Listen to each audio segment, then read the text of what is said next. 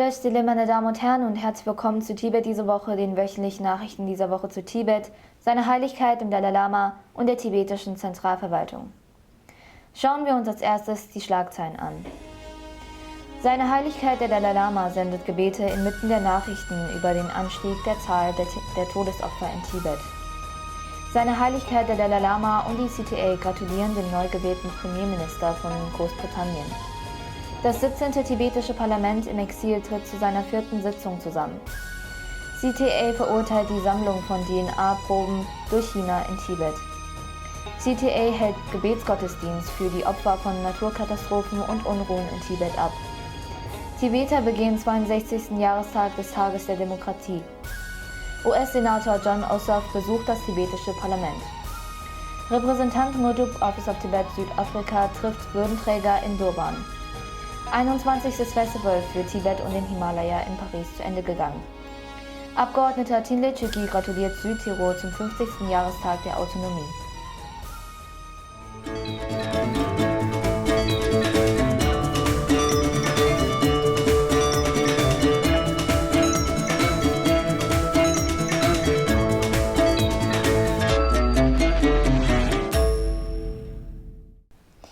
Seine Heiligkeit der Dalai Lama hat seine Gebete dargeboten, um die Leiden der Menschen angesichts der Nachrichten über den Anstieg der Covid-Fälle in Tibet und in China zu lindern und hat auch die Menschen in Osttürkestan in seine Gebete einbezogen, als seine Heiligkeit der Dalai Lama am Mittwoch dieser Woche von 5 Organisationen im Haupttempel in Dharamsala ein Gebet für ein langes Leben dargebracht wurde. Die Dendong Cultural Preservation Society MUN, die International Junang Wellbeing Association, die Dome Mangpa Chasum Association, die Namgyal Higher Secondary School, Nepal und die Sydney Tibetan Association kamen dieses Mal zusammen, um ein Gebet für das lange Leben seiner Heiligkeit des Dalai Lama zu sprechen. Seine Heiligkeit der Dalai Lama bekräftigte seine Zusage, noch etwa 20 Jahre zu leben und sich weiterhin für das Wohl aller fühlenden Wesen einzusetzen.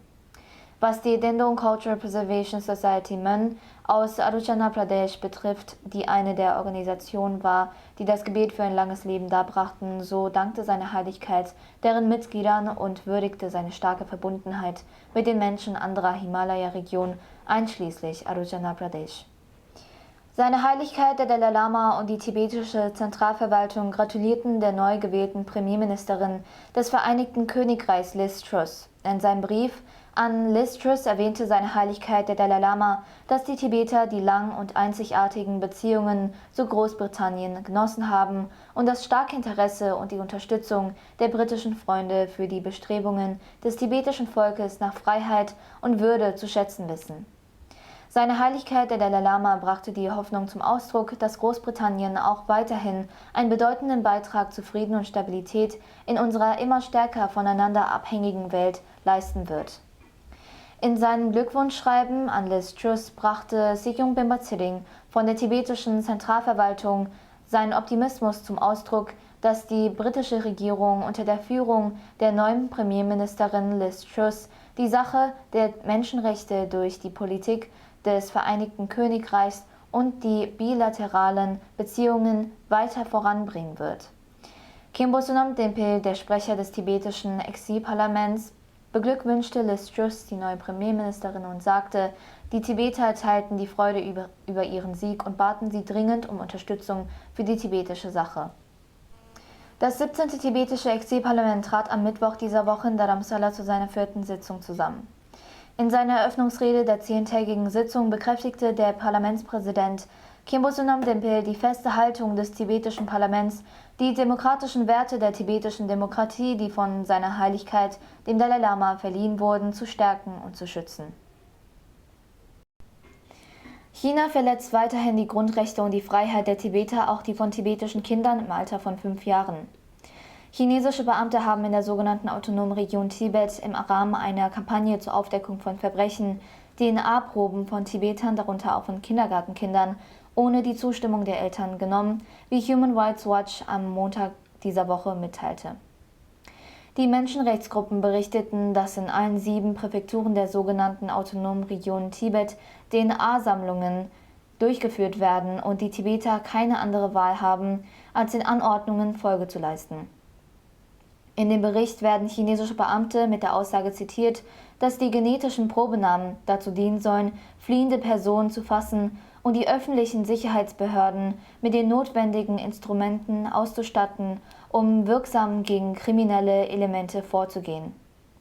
Nach Ansicht von Human Rights Watch stellt die Entnahme von DNA-Proben durch China zum Zwecke der routinemäßigen Weitergabe an die Polizei oder andere Behörden mit Zugriff auf die Datenbank eine nach internationalem Recht verbotene Einmischung oder Verletzung der Vertraulichkeit dar. Der offizielle Sprecher der tibetischen Zentralverwaltung, Dingxi Lengshe, bezeichnete diese Kampagne als verzweifelten Versuch Chinas, eine Legitimation für die Herrschaft über Tibet zu erlangen und sagte, dass diese Maßnahme zur Verstärkung des bereits bestehenden rücksichtslosen Überwachungsregimes die Rechte der Tibeter nach internationalem Recht verletzt. The recent illicit collections of the DNA samples from the Tibetans, especially from the Tibetan young kids, small children, originated from their desperate attempts to legitimize their rule over Tibet.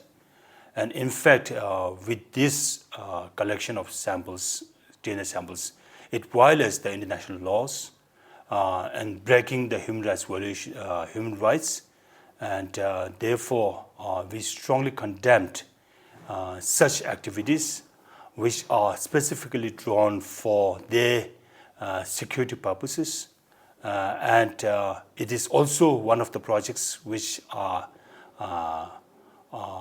makes China a surveillance state, right, and making Tibet under their regime.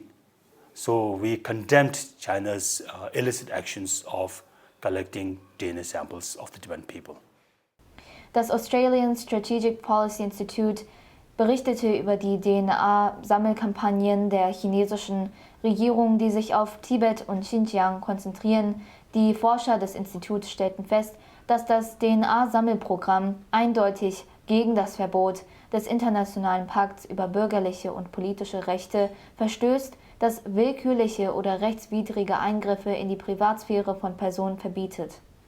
Außerdem verstößt es gegen Artikel 16 der UN-Konvention über die Rechte des Kindes, die China unterzeichnet hat, der willkürliche oder rechtswidrige Eingriffe in die Privatsphäre verbietet. Die tibetische Zentralverwaltung hielt am Montag in der Sejong-Halle einen Gebetsgottesdienst ab, um ihre Solidarität auszudrücken und den Tod von Tibetern in Tibet aufgrund von Naturkatastrophen und dem Wiederauftreten von Covid-19-Fällen zu betrauern. Berichten zufolge starben 5 Tibeter in Tibet durch eine Überschwemmung, obwohl das Ausmaß der Schäden an Eigentum und Vieh nicht bekannt ist. In seiner Ansprache sagte Sejong, aus der Zahl der Todesopfer des jüngsten Erdbebens in Tibet ging nicht hervor, wie viele von ihnen Tibeter und wie viele Chinesen waren. Unabhängig von der Nationalität bekunden wir unsere Solidarität mit allen, die von der Naturkatastrophe betroffen sind, die eine Stärke von 6,8 auf der Richterskala hatte. Sejong nahm die verschärften Covid-Beschränkungen zur Kenntnis und stellte fest, dass die Covid-Beschränkungen die Not der Tibeter in Tibet noch vergrößert haben. Tibeter in verschiedenen Teilen der Welt feierten den 62. Jahrestag des Tages der tibetischen Demokratie. Die tibetische Zentralverwaltung feierte diesen Tag im Hof des Haupttempels in Dharamsala am 2. September, dem Tag, an dem die ersten gewählten Vertreter des tibetischen Parlaments im Exil ihren großen Eid auf die Vision und Führung seiner Heiligkeit des Dalai Lama ablegten. Der Hauptgast bei der offiziellen Feier war Sri Vishal Nerya. Der amtierende Sejong Galön Döma gab eine Erklärung des Gasha zum Tag der Demokratie ab, in der sie die wichtigen Meilensteine der tibetischen Demokratie hervorhob, von der Einrichtung der Exilregierung in Indien bis zur Übertragung der politischen Autorität durch seine Heiligkeit, den 14. Dalai Lama, an die gewählte tibetische Führung. Der Sprecher des Exilparlaments, Khembo Sonam Tempe, erinnerte die Menschen daran, dass die Einführung und Entwicklung der Demokratie für die Tibeter ohne jegliche Turbulenzen vonstatten ging, da sie uns von seiner Heiligkeit dem Dalai Lama geschenkt wurde. Der Hauptgast MLA Vishal Nerya drückte ebenfalls seine Wertschätzung für die blühende tibetische Gemeinschaft im Exil aus und die Rolle, die sie durch ihr reiches kulturelles Erbe dabei gespielt hat, Dharamsala zu einem internationalen Touristenziel zu machen. Mehr als 100 Teilnehmer, darunter Gäste, tibetische Einwohner, Mönche und Nonnen des tibetischen Buddhismus, nahmen an der Gedenkfeier zum 62. tibetischen Demokratietag teil, die vom Büro für Tibet-Taiwan, der taiwanesischen Parlamentarischen Gruppe für Tibet und dem taiwanesischen Wohlfahrtsverband an diesem Tag gemeinsam organisiert wurde. Sejong Bimba-Tsering übermittelte seine Botschaft während der Veranstaltung online. An der Zeremonie zum Tag der tibetischen Demokratie nahm der Vorsitzende der taiwanesischen Parlamentarischen Gruppe für Tibet, Freddie Lim, sowie die Parlamentarier Hung Sun-han, Chiu Tsien und Lin Chiu-yin teil und hielten eine Rede. Die Tibeter in Japan und Südkorea haben an diesem Tag den 62. Jahrestag des tibetischen Demokratietages in Tokio persönlich und online gefeiert. Der Repräsentant Arya Tseongyabo verlas die Rede der tibetischen Zentralverwaltung und sprach über die Bedeutung der Demokratie und wie sie sich mit dem Segen seiner Heiligkeit des Dalai Lama entwickelt hat. Er sagte, das richtige Verständnis und die Praxis des demokratischen Systems seien entscheidend für die Entwicklung der Gemeinschaft und das Fortbestehen des tibetischen Kampfes für Freiheit und Gerechtigkeit im Heimatland. Wen Geshe Namka aus Südkorea und Herr Gadma Obara von der tibetischen Gemeinschaft Japan begrüßten die Teilnehmer. Sie sprachen über die Bedeutung der Einheit und der Bewahrung der tibetischen Identität, Kultur und Religion. Sie riefen dazu auf, mehr an solchen Treffen teilzunehmen, um uns an den Zweck unseres Exils zu erinnern. Zum Abschluss der Feierlichkeiten veröffentlichte der Repräsentant Dr. Arya die tibetische Version des Buches Harnessing the Dragon's Fume, das von der Abteilung für Information und internationale Beziehungen herausgegeben wurde. Die tibetische Gemeinschaft von Victoria in Australien feierte den Tag mit dem Hauptgast Repräsentant Gadma, der die Erklärung des Gasha zu diesem Anlass verlas und über die Bedeutung der tibetischen Vereinigung im Ausland und ihre Rolle bei der Aufrechterhaltung der Einheit unter den Mitgliedern und der Förderung der jungen Tibeter mit einem Gefühl für die tibetische Identität und Kultur sprach. Dengse Phunso Doring, Mitglied des tibetischen Parlaments, der als Ehrengast eingeladen war, gab die Erklärung des tibetischen Parlaments im Exil ab und sprach über die Bedeutung des Tages der tibetischen Demokratie und die Wichtigkeit, die junge Generation in den tibetischen Kampf einzubinden. Eine US-Delegation unter der Leitung von Senator Jon Ossoff besuchte diese Woche das tibetische Exilparlament. Die Delegation wurde vom stellvertretenden Parlamentspräsidenten Döma Tsering Dekang und anderen Mitgliedern des Ständigen Ausschusses und Mitarbeitern des Parlamentssekretariats empfangen. Die Mitglieder der Delegation wurden in die Funktionsweise des tibetischen Exilparlaments und in Fragen, die Tibet und die Tibeter betreffen, eingeführt. Der stellvertretende Sprecher begrüßte den Senator und erklärte, der Besuch des Senators sei ein deutliches Signal an die internationale Gemeinschaft, da die tibetische Zentralverwaltung CTA die legitime Vertreterin des tibetischen Volkes sei und die Zusammenarbeit mit der CTA für die Lösung der Tibet-Frage notwendig sei. Senator John drückte seine Freude darüber aus, dass er Zeuge des Mutes der Tibeter bei ihren Bemühungen um die Aufrechterhaltung einer Regierung im Exil wurde. Der Vertreter des südafrikanischen Tibet-Büros Ngudip Dorji besuchte Anfang des Monats die Region Durban und traf dort seine Exzellenz Prinz Mangosuthu Buthelezi, den emeritierten Präsidenten und Gründer der Inkatha Freedom Party. Der Vertreter nahm an der Gründung der Prince Buthelezi Foundation im Durban International Convention Center teil, zu der Hunderte von Gästen kamen, darunter viele Vertreter des diplomatischen Korps, verschiedener politischer Parteien, der Zivilgesellschaft und der Medien. Repräsentant Ngudip verlas die Botschaft seiner Heiligkeit des Dalai Lama für den Erfolg der Stiftung, von der man sich erhofft, dass sie vielen Armen und Unterprivilegierten Hoffnung und Beistand bringt. Der Vertreter traf viele Parlamentsmitglieder der Inkatha Freedom Party, darunter deren Vorsitzenden Vilenkusini Labsisa sowie die Bürgermeisterin von Durban, Frau Charmaine Thakur Rajbansi, die Vorsitzende der Minority Front Political Party. Er traf auch mit Herrn Ishra Ramluchman Mzulu, dem Präsidenten der Sivananda World Peace and Community Development Foundation (SA) zusammen und traf die Direktorin des Durban Holocaust and Genocide Center. Die 21. Ausgabe des Festivals für Tibet und den Himalaya fand in Paris statt. Das Tibet House organisierte unter der direkten Aufsicht des Tibet-Büro dieses zweitägige Festival vom 3. bis 4. September. Das diesjährige Thema lautete Wasser vom Dach der Welt, die Flüsse, die uns verbinden. Bürgermeister Emmanuel Pierre-Marie und der Abgeordnete Xing Yanhang eröffneten das Fest. Der Stadtrat des Pariser Rathauses nahm später an den Feierlichkeiten teil. In ihrer Eröffnungsrede erinnerte die Repräsentantin Yanhang an Frau Yudo, die erste weibliche Repräsentantin seiner Heiligkeit des Dalai Lama in Paris, während deren Amtszeit das Festival für Tibet und den Himalaya im Jahr 2000 ins Leben gerufen wurde, und würdigte sie, ohne dabei die wertvolle Arbeit ihrer männlichen Vorgänger zu vergessen. Sie unterstrich auch die wichtige Rolle der tibetischen Gemeinschaft für ihren Beitrag zur französischen Wirtschaft und für das harmonische und friedliche Zusammenleben mit dem französischen Volk. Es fanden verschiedene Diskussionen zu unterschiedlichen Themen statt, wie zum Beispiel die aktuelle Situation in Tibet, an der der Abgeordnete Gian Kang und Pierre-Antoine Donnet, ein Wissenschaftler, Journalist und ehemaliger Chefredakteur der AFP, teilnahmen. Über 5000 Pariser, Europäer und andere Menschen kamen zusammen und entdeckten die reiche Kultur Tibets und des Himalayas. Anlässlich des 50. Jahrestages des zweiten Autonomiestatus für Südtirol nahm die Vertreterin Tinle Chüki in Begleitung des UN Advocacy Officer Gilden Tomo an den offiziellen Feierlichkeiten teil, die am Montag dieser Woche in der Südtiroler Stadt Meran stattfanden.